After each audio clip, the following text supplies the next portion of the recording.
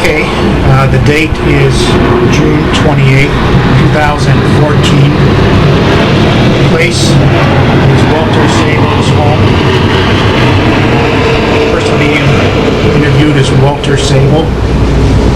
The location is 7761 West Thorndale in Chicago, Illinois. What would be your birth date, Walter? 8/5/25. The people attending the interview would be the subject of the interview, Walter Sabo, and my name is Clifford Sabo. I'm not working for any particular organization. First question, what branch of service did you serve in? I served in the 15th Air Force. Okay. And what was your rank? I was a staff sergeant. In what area did you serve? Well, of course, all my training was in the United States, but I served in Italy. We flew out of Italy during the war. Okay. Were you drafted or did you enlist? I enlisted. We had our choice at that time.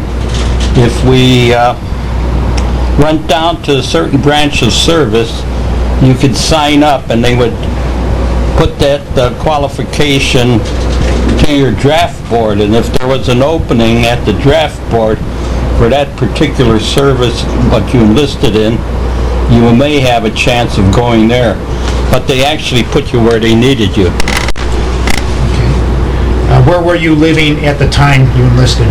At 4007 North of Greenview Avenue, Chicago, Illinois. Okay. Next question, maybe you covered a little bit in the previous question, but why did you join? There was no choice involved. After you reached your 18th birthday, you possibly had a month before the draft notice would come requesting your presence. Okay. Why did you pick the Air Force for the service? Well, of course, like any young man, I wanted to be a pilot. Do you recall the first days in service? Oh yes, very well. My friend and I, Ralph Sema, both joined at the same time, and we had our initial introduction at Fort Sheridan, Illinois. And as being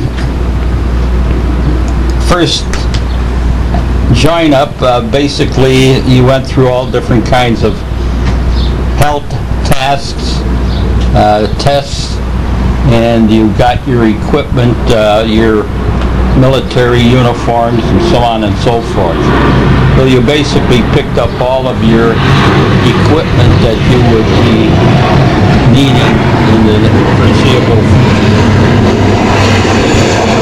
Remember you mentioning some incident where you would, as a young man, you weren't shaving yet, and you didn't shave when the corporal came by? Yes, in fact, that was probably a week or two after I got into the Army, and we went down to Miami Beach for our basic training. And of course we would hold inspection, and the corporal would come by and make sure that you had the proper attire on and everything like that. And he noticed that I had fuzz on my face because I had never shaved before. So jumping up and down and frothing at the mouth, he said, "Soldier, get that peach fuzz off your face." So then I had to shave. But actually I fooled him because it still took me 3 or 4 days before I had to shave again. Okay. There's a question, what did it feel like, I guess, the first days of basic training? Were you lonely, or? No, not exactly lonely. There was too much going on. but it was completely different from anything that you ever did.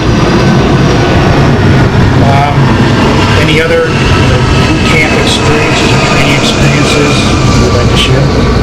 Well, when you first started off at Fort Sheridan, you would naturally go to the mess hall, and you would always notice that there was seats at the end of the benches, sort of ate like at a picnic table.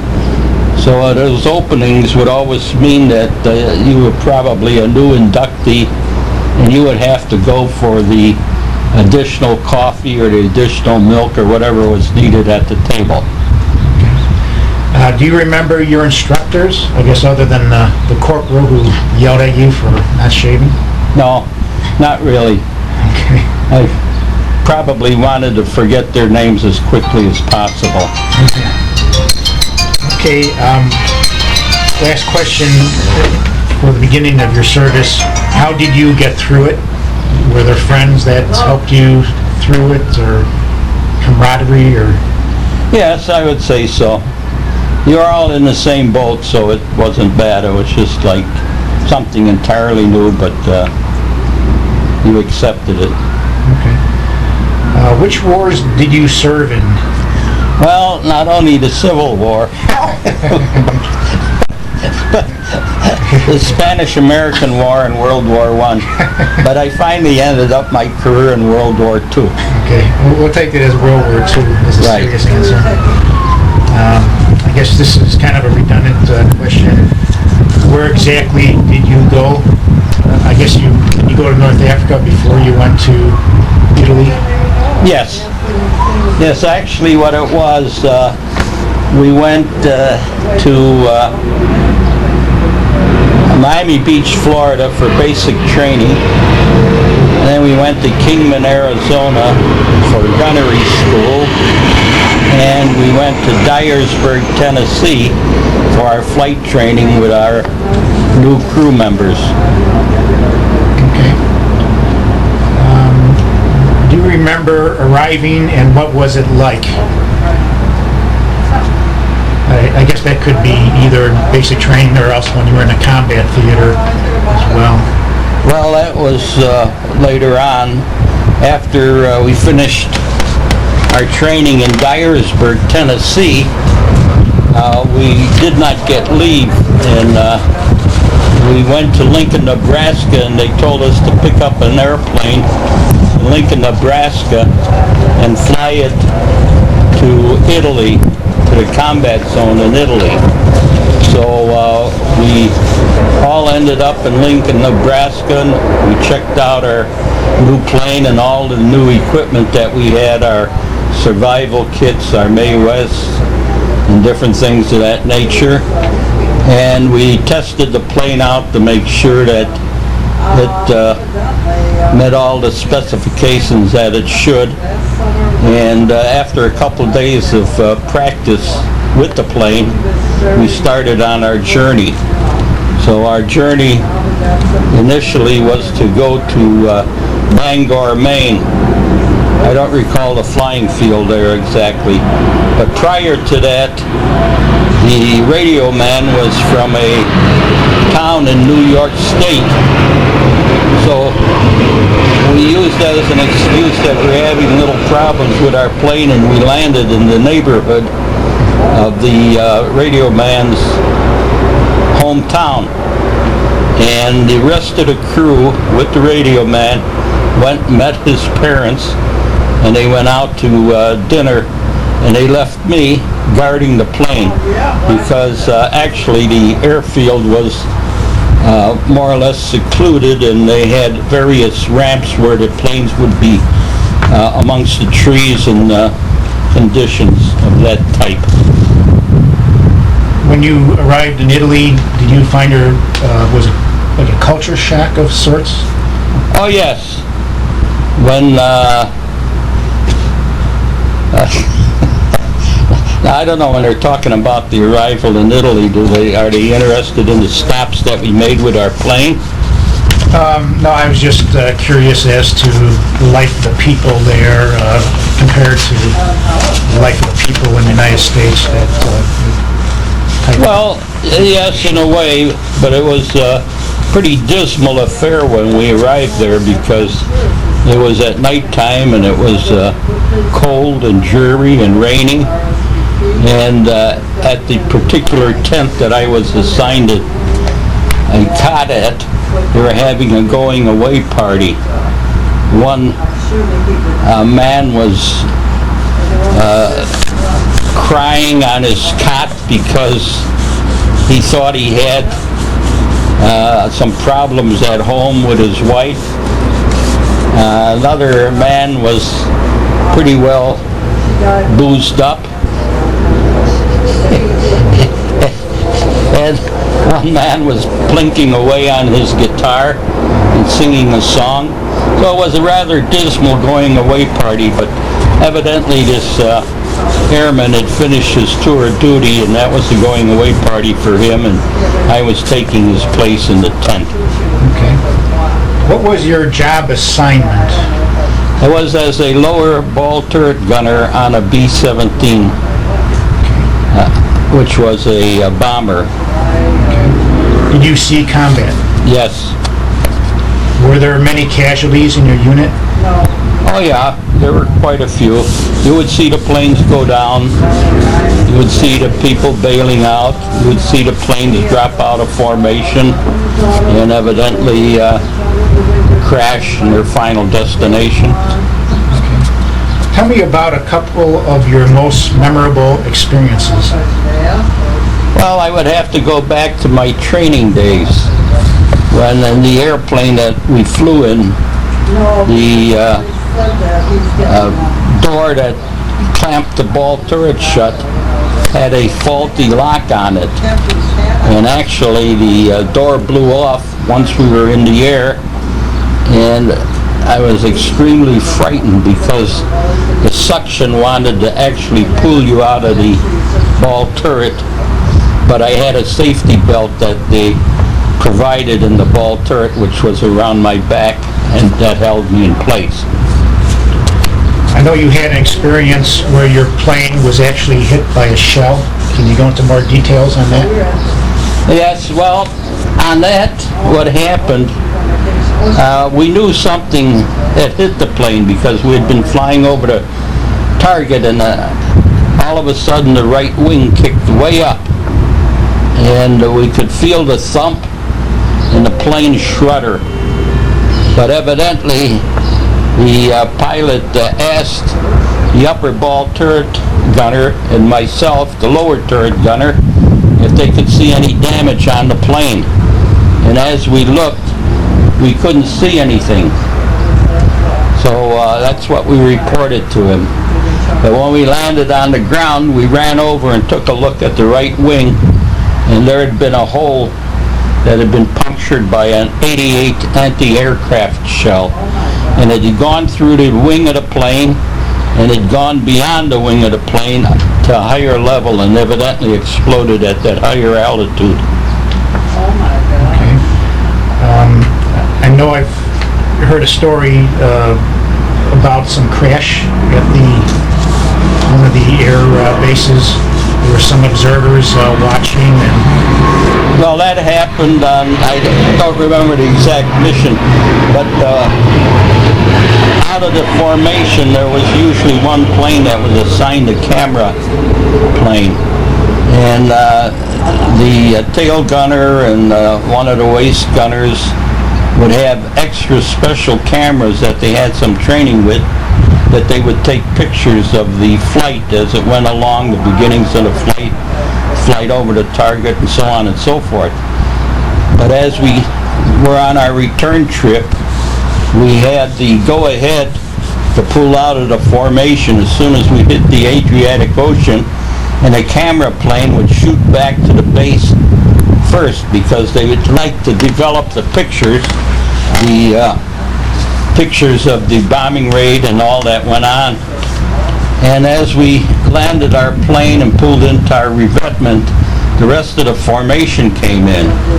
And since the formation had been shot up pretty badly, one of our planes veered off the runway, and there were a number of C-47s parked on each side of the runway, and it hit 3 on one side and skidded over to the other side of the runway and hit 3 more, and 2 of them burst into flame. And unluckily, there were some passengers, or not passengers, but there were some crewmen of the C-47s that were sitting in the cockpit in these parked planes watching our formation come in, and they got killed. Were you a prisoner of war? No. Were you awarded any medals or citations? Well, we had the increase in our military ranking, plus the Air Medal with 2 oak leaf clusters and 5 battle stars, which covered the various battles that occurred in the Mediterranean European theater. Okay. And the other question looks a little bit redundant. Said, how did you get them? But I think you pretty much explained it's Right. because of your experiences. Right. The experiences, the number of missions, and the medals sort of came along with the more missions you flew, the more air medals you would get, and so on and so forth, and battle stars. Okay. How did you stay in touch with your family? By mail. Okay. There were no phone connections or anything of that sort. Okay. What was the food like? Well, everything was not everything, but a lot of it was powdered. You had powdered potatoes, you had powdered milk. Eggs, I imagine. Huh? Eggs as well? Powdered eggs? Powdered eggs, you had powdered eggs. So very little fresh fruit, or fresh food. It was mainly all easily portable types of food, and dried. Did you have plenty of supplies? No, I wouldn't say plenty, but I would say sufficient. We got along, I forget what it was, you were allowed 3 packs of cigarettes a week, and maybe a toothpaste. It more or less was rationed to a certain extent. Okay. Did you feel pressure or stress? No, I was pretty resigned to my fate. Okay. Was there something special you did for good luck? Oh yes, I used to, before we went over the target, I would always cross myself and say a prayer. How did people entertain themselves? Well, mostly we read, we played cards. Occasionally there might be something going on. We would have to go to the big town in Foggia to go to a movie or to see certain things, but that was more or less restricted because we always had to be back at the base by 6 o'clock. Were there any entertainers? I think they probably had 1 or 2 shows during the time I was there. What did you do when on leave? When on leave, we had our choice to go to rest camp, and most of the fellows picked, what was that island? The Isle of Capri or Naples. I chose Rome because I was Roman Catholic, and on my leave I went and saw Pope Pius XII. I saw the catacombs, the Vatican, of course, and other sites that were in Rome. And incidentally, we stayed at the Mussolini's elite students hotel. It was like a hotel, but it was alongside the Tiber River. Where did you travel while in the service? I know you've talked a little bit about beginning and while you were in combat. Yeah, while going overseas, we went to Bradley Field, Connecticut, and then we went to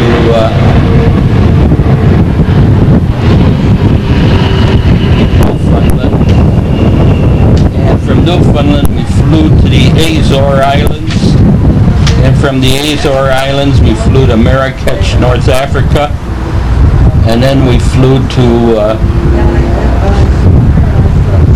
Tobruk, Algeria, and then from there into Foggia, Italy.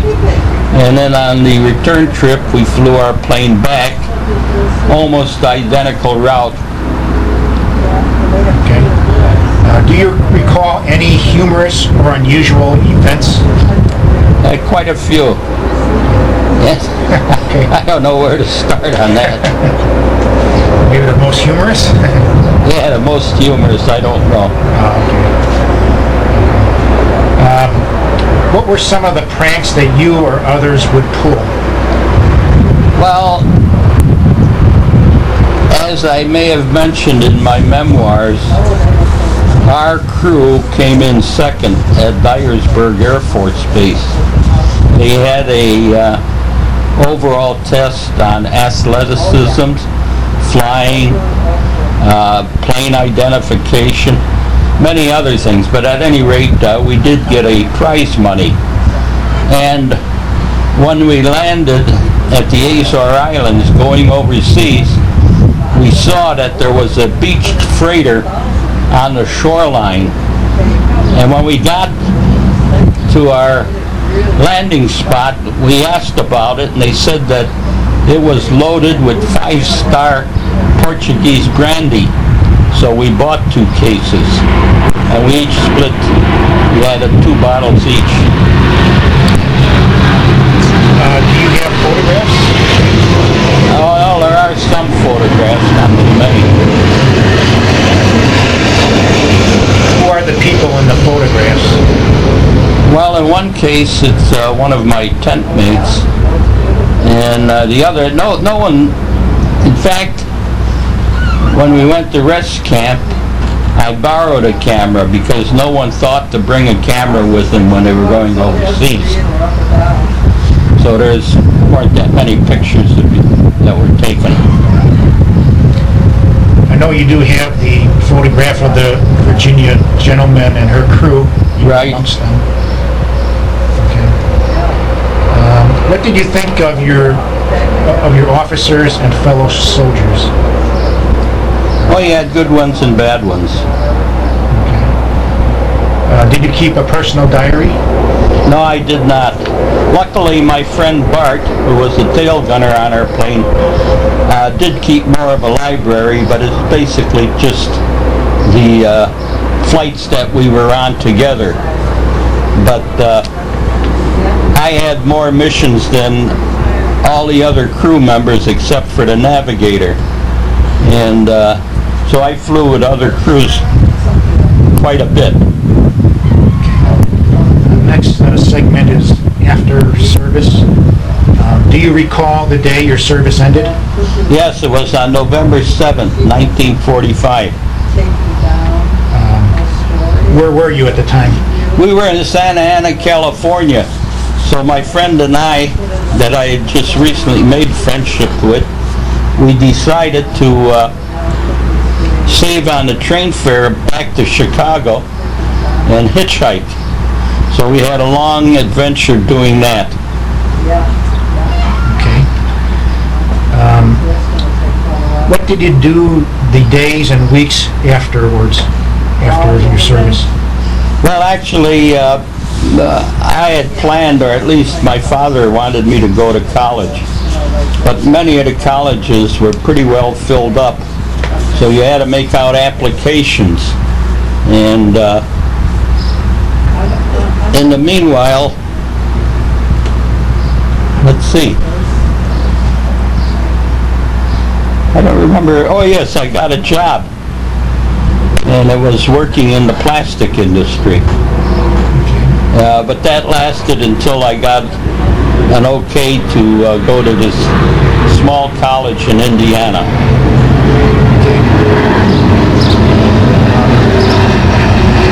Was your education supported by the GI Bill? Yes. We got $65 a month. It was $47.50 for our room and board, and we had $17 extra to spend on women.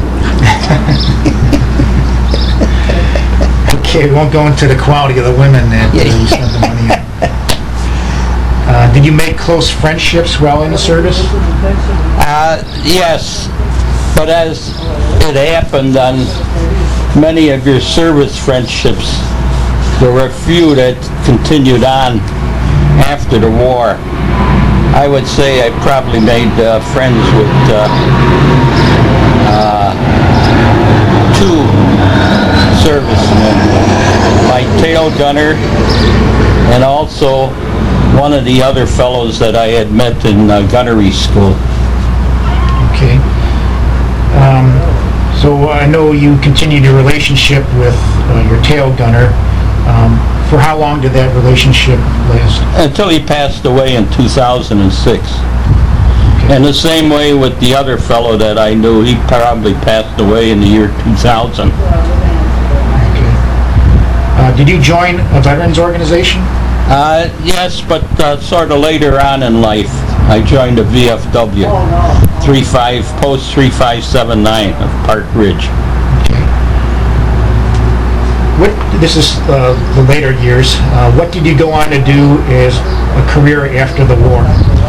Tool and process engineer in the plastic industry. Did your military experience influence your thinking about war or about the military in general? Yes. I'm a pacifist. I don't believe in war. I don't believe in people running around with guns either. If in a veterans organization, what kinds of activities does your post or association have? Well, most of it is for the services for veterans in the hospital, for charities, for a veterans home for children in Michigan, and mainly for charity events. Okay. Do you attend reunions? Yes, but most of the organizations that I used to attend have more or less dried up because the 15th Air Force was deactivated after the war, and as the people got older, there were fewer and fewer people that would come to the reunions. So basically, there's only one active organization that I belong to, and that's the Gunners Association. How did your service and experiences affect your life? Well, other than becoming a pacifist, and no hunting, no harming of any living creature if I can help it. Okay. Is there anything else you would like to add that we have not covered in this interview? I can't think of anything. It's up to the interviewer and the interviewee to ask the questions. Okay. I think we probably completed the interview this time. Thank you very much, Walter. Well, thank you, sir.